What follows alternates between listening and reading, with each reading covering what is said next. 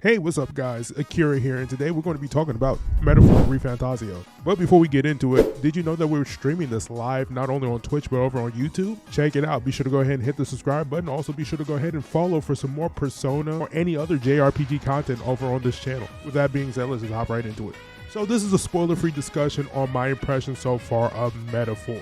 And for reference, I'm roughly 20 hours into the game. And this is my overall review and impressions of Metaphor at this point. This is going to be spoiler-free. Now, when I do beat the game, I am going to be covering this game in its entirety based on its story, gameplay, dungeons, etc. So if you guys want to tune in for that, as I said, hit the subscribe button and ring the notification bell. That way you're notified for when that video drops. So what is Metaphor? Metaphor is a fantasy RPG recently released by Atlus. Atlus, known for such bangers such as the Catherine series, the Persona series, and the Shin Megami Tensei series. Specifically created by the creators who did Persona 3, 4, and 5. And that will become apparent as we look into the overall gameplay as well as the style and design of this game. Now, throughout the expected release for Metaphor has been basically called Persona but Final Fantasy. Basically, Persona mixed in with some Final Fantasy elements. Now, that statement is a little bit true, but probably mostly false. And I will get into what I'm talking about when it comes to its differences from the overall Persona series and what sets it apart from most fantasy RPGs that comes out today. So what's happening in Metaphor? What the hell is going on in this game? Well, I'm going to tell you. So, Metaphor takes place in a kingdom known as Uchronia. You play as a young Eldia boy, which Eldia is part of the 9 tribes. There are 9 different tribes in this game, basically 9 different races. And guess what? All of them kind of hate each other. There's a lot of racism going on in this game, so trigger warning, I guess. Politics, kinda. There's a lot of race talking in this game.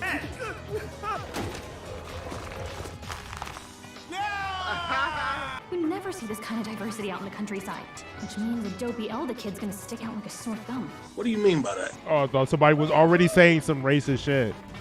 You can't escape it, not even in the video game. You see there's these furry creatures, you know, they're called peripuss. They're furries or beast people. They have like cute little animal ears and tails and stuff like that. People are going to have a field day with these.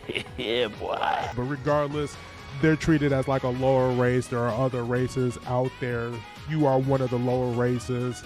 You constantly hear this all the time when you walk around the street, people gawking and ewing at the fact that you're Eldia. So again, trigger warning if you hate political stuff, I guess. But these are fake, fictional races, so don't worry about it. Speaking of race, that is kind of like the central theme of this story. Race and equality, what truly matters when it comes to a perfect society.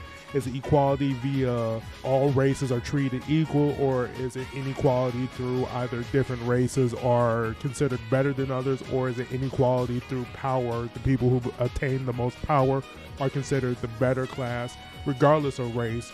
But still, you create inequality there because some people aren't born with power. Some people are going to have power necessarily, so you create inequality that way. So it's kind of up to you to decide on what type of kingdom or society do you want to build for, what do you want to strive for. The inciting incident for this game and the gameplay is essentially the assassination of the king as well as the disappearance of the prince. It is presumed by the public that the prince of the kingdom is dead. However, he is hidden away. He has a curse. He's been inflicted with a curse by an evil assailant.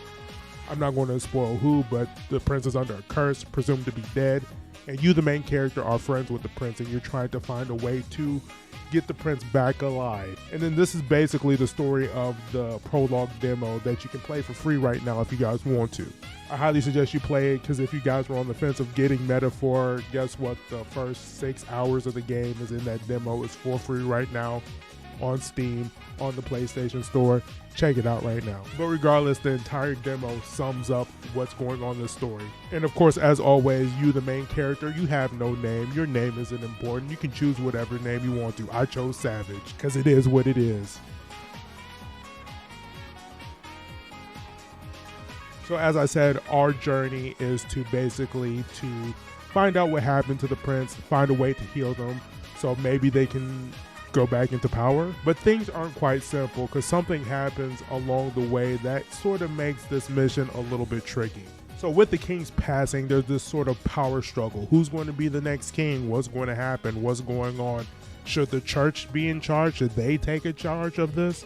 Probably not. And there's also this rising commander dude. His name is Louis. He has the people's respect. He's very powerful. He's very cool. He has a full-ass Griffith aesthetic going on. He got that going for him. And Louis believes that the world should be run by those that have the power, regardless of race, status. As long as you're powerful, you should be the one standing on business and doing things. And guess what? Surprise, surprise, Louis is the one who killed the king.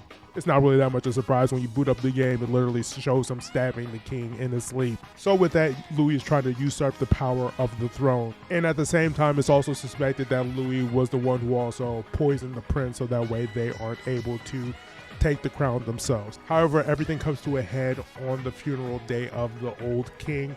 A giant big ass Majora's Mask moon appears in the sky. He was literally like on some Gold Roger shit, saying like, hey, you can take the throne, you can be king of everything. All you have to do is prove yourself to be worthy of being the king. All you have to do is gain the accolades of the people, and guess what? Ta-da, you are king now. And it doesn't matter what your race is, where you're from, you are a candidate. You can become a king if you want to. If you can win the hearts of the people that are around you, you can go ahead and become king. And there's visual representation basically showing the power struggle or who's up at the top when it comes to the candidates of becoming the king. Basically, in the big floating moon in the damn sky over the kingdom, there are 3 faces in the eye of the moon. And the 2 leading people are the people of the church, which is led by Forden, the Sanctus. And then you have, of course, the general military power hungry dude Louis. He's also second place in the running of potentially being the new king. However, it's up to grabs for anyone, but the 2 people that are up at the top are Louis and Forden. That's all you need to know right now. And Forden's for the church and is kind of for keeping the status quo, as well as putting the church in power. Louis is more of a militant, hey, power is everything. Let's get the power. I don't care where you from, as long as you got that power, I'm all about it. And now it is your role as the main character to compete in this tournament of power, to not only gain more answers onto what happened to the prince and how to rescue them, but also to hopefully fight for change and equality amongst all the 9 tribes that are in the kingdom. And throughout your journey, you meet a lot of corrupt people, whether it's from the church, whether it's just from the royal knights, whether it's from just people in general. You see all sides of things. You see everybody's point of view and where they're coming from, and that's where the story expands and adds more nuance to what's going on. Now, how is this different from Persona? Well, for starters, the story elements are more akin to a Final Fantasy, where there's greater scale and everything right off the bat. Sure, Persona sort of leads into the whole grand scheme of things, where it's just like, oh, we're like high school kids, like just dealing with like a midnight hour or whatever. But oh, guess what? Now we have to fight death itself towards the end. It sort of escalates that way. Whereas here it's like, what your actions affect the kingdom, affects the world that you're in right now. It's already at a grand scale because it's a fantasy game. Persona was to relate to teenagers and young adults dealing with social issues, hanging out with friends at the same time dealing with otherworldly stuff. This is just full on, we're in a fantasy. We got isekai, y'all. Speaking of isekai, there's this weird element in the game. Not going to spoil it too much, but it mentions of another world, a world that is similar to our world, the human world, where there is, you know, cars, technology and stuff like that, electricity, democracy. And they romanticize this world, saying like, oh, there's a lot of equality when it comes to race because everybody are human, because everybody is of one species or one race, that being a human race. And that because there's no grand monarchy, there's not a huge gap in wealth inequality, which is kind of funny because when you're looking at this, playing this game and you are playing this fantasy game to escape the current world that they're talking about, like, oh, this other world is perfect, our world is shit. Meanwhile, you're playing the game and you're like, no, our world is shit. This other world seems kind of cool as well. It sort of provides like this narrative insight into how people view other worlds and how people view society as a whole. It's interesting because when you look at otherworldly anime, manga, visual novels and stuff like that, they always portray the other fantasy world as this pristine, perfect thing. and the human world as like sort of your hell, and then the isekai world is your afterlife, the best life. However, over there it seems like everything is shit over there, and they want to escape to our world where they would think they would be happy over here. And again, not trying to go too deep in everything, this is just what I'm sussing from the story, with me being only 20 hours in. They haven't really dived too deep into what is the overall meaning of this other world, this world that's similar to ours. So this is just me speculating. You don't have to read too deep into it. Also, it's interesting to play with a cast of characters that are over the age of 18. They're all considered as adult, even though your character is the youngest one, who is 18 years old. He's treated like kind of like a kid, even though technically he's an adult. Still, at the same time, you get a more mature cast. That means there's a lot more mature problems. Sure, there's less relatable problems because they are problems dealing in a more fantasy sense, such as Stroll, one of your main side characters. He is a noble. I don't know how to relate to that, but he has struggles with trying to be the perfect leader for his town, or he wants to reconstruct his town and be a great noble like his parents once were. And of course, there is Hulkenberg, the also secondary main female lead. She is a former knight who failed to protect the prince, and she wants to basically regain her honor by helping find a way to cure the prince along with the main character. Not able to relate to these characters in like a modern sense, but you're able to get a sense of their struggles, and you want to see these characters through their journeys, and you want to see how they unfold, because even though they're not relatable in a modern sense, they are relatable in a sense of like these are very noble and interesting characters that you want to see get good and happy endings. Also, what this game does differently is the main character. Congratulations, the main character is actually a character. And what do I mean by that? Well, for starters, your character actually speaks. Literally, when he first spoke, I jumped out of my seat with fright because I was so off put by the fact that he spoke. And then I thought, well, in other RPGs, JRPGs, they kind of speak. I mean, Commander Shepard speaks even though you're choosing his dialogue options. All the Final Fantasy main characters speak even though it's technically a JRPG. It was just like a sort of eye-opening thing when you realize, oh yeah, most modern JRPG protagonists pretty much speak, unless they're like literally created characters that are supposed to be avatars for you in the game, like a Final Fantasy 14 type situation. But no, it's established canon that Joker, Yu Narukami, and Makoto are their own established characters, so I'm always wondering why they never really spoke lines of dialogue. But on top of that, they didn't really have any concrete backstories. Yu Narukami is just a plain blank canvas transfer student that came from the city, I guess. Makoto kind of had a backstory, I guess. His parents died. That's interesting. But in this game, your character has their own goals and things that they're fighting for. They have their own backstory, independent from your own. And I think they make that relevant within the first part of the game, because there is a moment where they're asking you for what is your name, and then you choose a name for your character, and then later on you choose the name for the protagonist. So that is sort of to set aside that you as the player are basically the reader of the story, and this is the main character's story, and you're just witnessing it. You're not necessarily controlling this character, so to speak, even though technically you are. Again, this is all that I'm grasping narratively. Could change by the end of the game. This is just how I feel about it. Now let's get over to gameplay. How does the gameplay, what is the gameplay like? Well, unlike the SMT series or like Persona, unfortunately, you aren't capturing demons, negotiating with them, and getting them over to your sides. There's no compendium of personas from the SMT series, which is kind of a bummer, because I always like to see my boy Jack Frost and Jack-o'-lantern interact. Instead, there's these new type of enemies. There's your mythical fantasy characters like dragons, goblins, and such, and there are these new enemies known as humans. Little is known about humans. All we know is that they're these disfigured looking creatures that are a primary antagonist for this game. We don't know where they came from. They don't know how they originated. There's a lot of rumor and speculation, but right now in the story, there's these creatures called humans. Why are they called humans? Where do they come from? We don't know. All we know is that we need to defeat them. And I guess they kind of take the place of shadows. They are the ones that have probably the most interesting character design. Sure, there are other mythical creatures that are there, like chimeras, griffiths, goblins, and dragons of the such, but the interesting designs come from these weird distorted looking human creatures, which are pretty cool. But the combat remains the same. It's still turn-based. However, there are a little bit of action elements within, which honestly I think is perfect. So the action elements that are implemented in this game is essentially there is a attack button that you can use, the square button, to attack your enemies with your sword.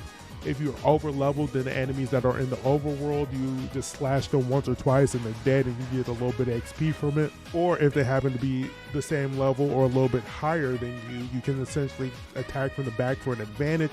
That way you can get a stun on them when you initiate battle. Now this is good because for 2 turns it leaves the enemy stunned. So when you attack them from behind and you initiate the attack, they are stunned. That way you guys can go ahead and unleash your attacks on them. Which is also great because if you happen to complete a battle without getting attacked by the enemy, being hit physically by the enemy, you essentially get an unscathed bonus, meaning that you get more experience when you defeat an enemy if you don't get hit at all during that battle phase. And it adds an interesting game loop where you can just go around to the back, slap the enemy on the head, go ahead and get the stun, kill the enemy down, and you get extra XP for it. It's a win-win. Now let's get into archetypes. Archetypes are essentially the persona for this game. Each character comes with a specific archetype. For example, your main character is the Seeker archetype. Essentially, the Seeker is probably the most balanced. They come with a magic attack, that being your titular wind attack. Instead of the Garu, it's called the Psych attack or the Cyclo attack.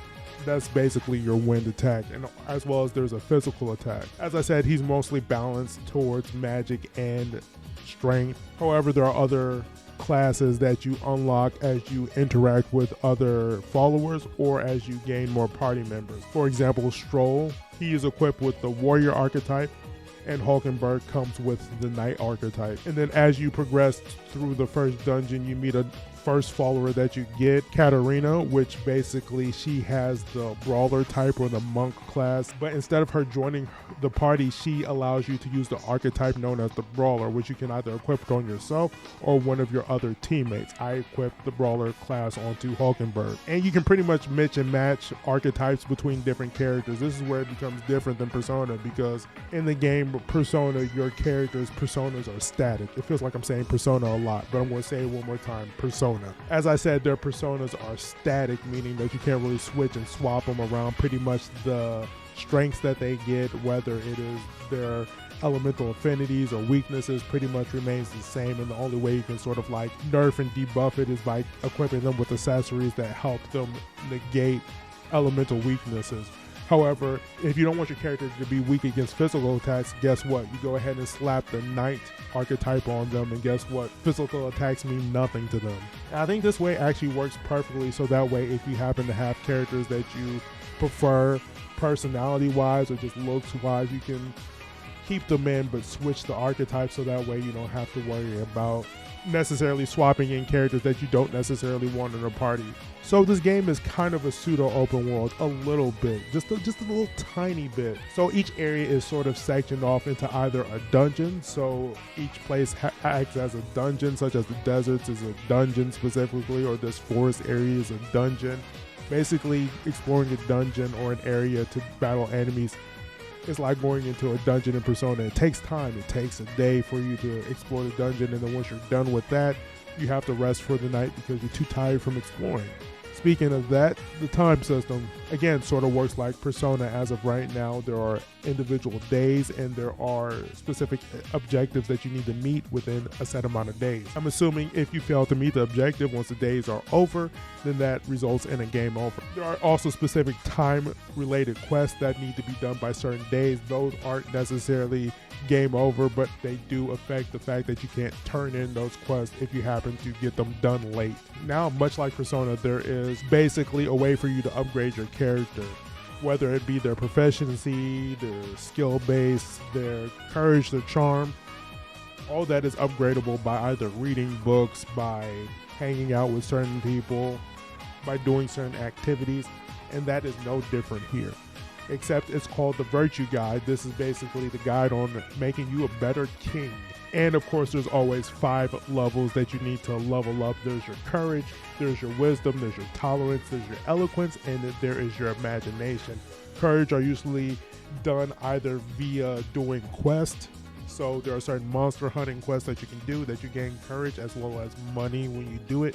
You can also hang out with certain people and they give you courage points. There's wisdom points, which you can either do by just sitting down, taking the scenery, getting more wise, talking to certain characters about battle strategy, and even reading books while you're traveling from place to place in your runner. Tolerance, which you gain from talking to people of different races. They tell you a little bit about their backstory or about their race's backstory, which honestly are really good. I suggest you listen to them. I know it's kind of tempting to sort of skip certain dialogue, but there's a lot of world building if you listen to each individual race's backstories and like what they're into, why this race does this thing, and so on and so forth. It makes you more tolerant as well as it adds more lore to the overall story. There's eloquence, which is essentially your charm level, the way you speak to people, the way you can like earn people's trust is via eloquence. Again, you can do that by talking to people, reading books. And then lastly, there's imagination. Basically, people will tell you stories about old folklore, or you can just read books as well. I feel like this is handled a lot better than in the Persona games because most of the time you earn these skills by like watching movies or reading books that are fun, have funny little Easter eggs and nods, such as Cake Night in Persona 5. But for the most part, it's just little non sequitur, kind of throw off, meme tidbits of information that you get from doing stuff like gaining more charm, gaining more courage, and stuff like that. However, here it offers an opportunity for you to learn more lore about the world, which, trust me, this game has a lot of lore, so I suggest you listen to every story that you have to interact with. And also, much like Persona, certain characters are going to require a certain level of virtue in order for you to gain them as a follower or to continue the storyline. For example, there's a character that you first meet. She is store owner. Her name is Brigitte, and you need at least level 2 wisdom in order to talk to her, so that way you can go ahead and start her follower quest line. So it's always in your best interest to focus on these virtue points and to gain more, so that way you can interact with more people. And then there's probably the most interesting part in this game for me specifically, the runner.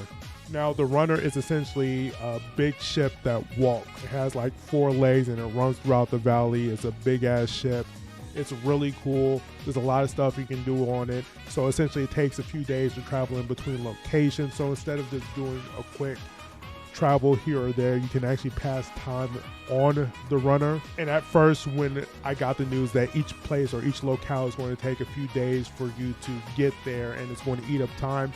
However, when you get the runner, that time doesn't matter because within that day that you're on the runner, you have other activities that you can do. You can read a book. You can talk with your other crewmates that are on there. You can get more virtue points that way as well. You can cook there. Other stuff you can do while you're on the runner, so that way your days aren't being wasted going from place to place. So one of the big design elements when it comes to modern Persona, that being Persona 5 specifically, started the trend of a very fanciful, very gorgeous, very sleek designed UI, usually grouped with the overall theme. The important part of these games is a cohesion in UI design. And don't get me wrong, Metaphor succeeds, but it kind of diverges just a little bit. Overall, the overall theme and aesthetic when it comes to the UI for Metaphor is mostly this sort of oil painting / watercolor painting design when it comes to that. And don't get me wrong, at times it looks amazing, it looks gorgeous. But in other times there are a little bit too much going on, and I think it has mostly to do with the colors. Because you see in the design elements of Persona 3, 4, and 5, it usually stuck with a singular color when it comes to the game's theme, such as Persona 5 being red, Persona 3 Reload is blue, of course. And it usually uses complementary or contrasting colors to sort of offset the main theme colors, which is either blue or red. Or in Persona's case, it was yellow. It was a very yellow game. So whereas Metaphor adds in more colors to the element, I don't know if it's because of the way they work together. At certain times the UI could be like a little bit too much, but I don't know, that's just me. Let me know what you guys think in the comment section down below. Overall, Metaphor Refantazio is a great addition to the Atlus catalog. It reminds me of the days of the old when Atlus used to produce different IPs, such as like the Raito Kusunoha series or the Digital Devil Saga series, other branching series that necessarily didn't follow under the SMT pipeline, but branched off in other directions. Even if this game doesn't go in the same direction as those other games, I am enjoying my time playing it. From its world building to its design, its aesthetic, the characters, and mind you, I'm only 20 hours into the game. A more deeper dive will be had once we beat the game, but as of right now, game of the year, no doubt about it, hands down, 10 toes down, that this is going to be my game of the year. But what did you guys think of this game? Let me know in the comment section down below. Until next time, see y'all later. Peace.